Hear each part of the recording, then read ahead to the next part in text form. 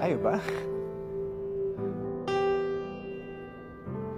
May nangyari sa atin, di ba? May nangyayari sa lahat ng tao. Hindi natin pwedeng bigyan ng ibig sabihin lahat ng mga bagay. Malungkot ako. Nagdala ako ng emosyon. Pasensya na. Yung nangyari sa atin, wala naman ibig sabihin yun eh. Wala. Ayok ka. Sinabi mo sa akin na mahal mo ko, di ba? Tapos yung nangyari, wala lang, Arthur.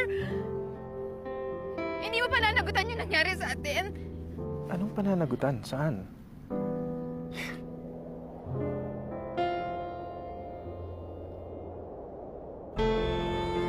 Virgin ka ba?